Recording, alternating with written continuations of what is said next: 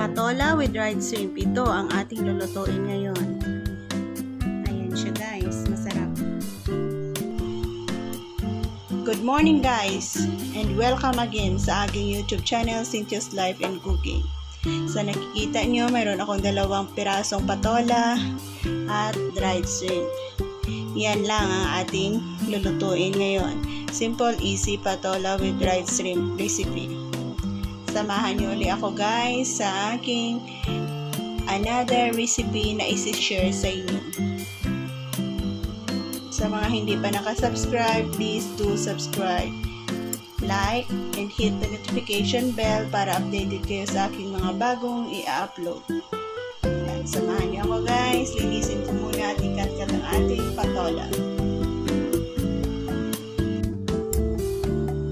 Welcome back guys sa ating na-prepare na patola, sa ating na-chop na garlic at sa ating na soak na natin to na dried shrimp. Ayan, medyo lumaki na siya.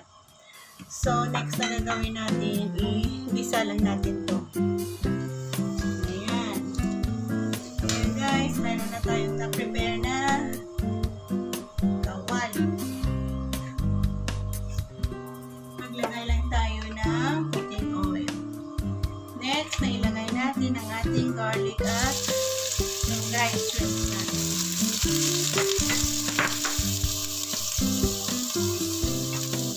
Isa lang. Hanggang sa nagiging mabango.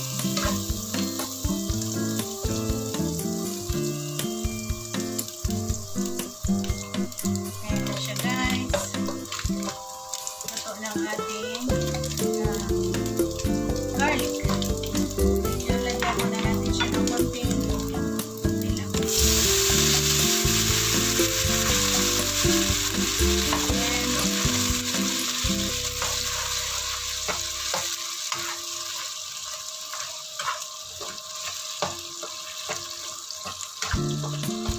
Ayan, di ba nagiging tignan natin pa siya ng konti. Tapos pakuluan muna natin. Cover muna natin. Ayan, i-check na natin. Ayan, bango. Pwede na natin ilagay ang ating salt and seasoning powder. Ayan, konting salt and yung vegetable seasoning powder.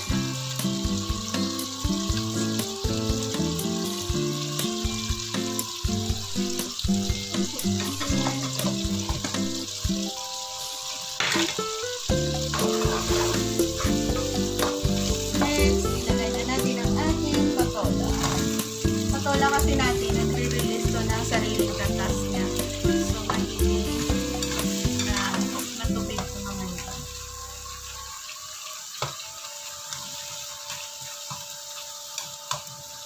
Yan, down na ulit.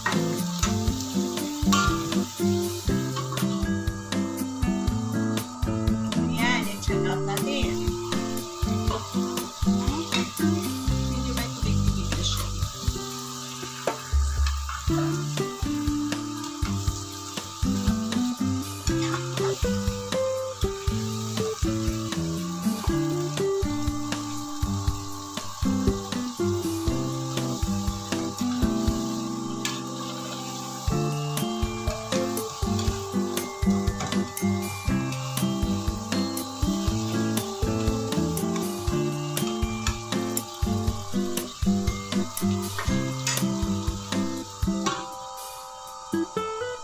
Ayan guys, check it out ulit.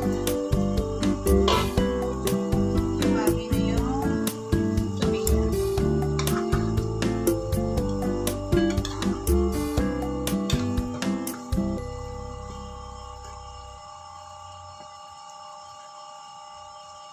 Ayan, soft na siya.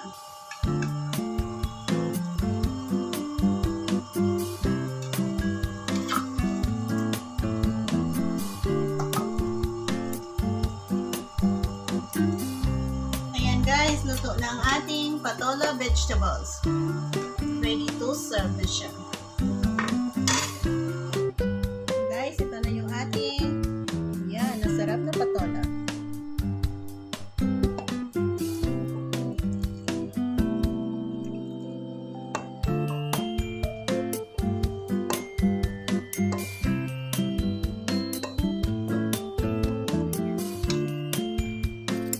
siya, guys.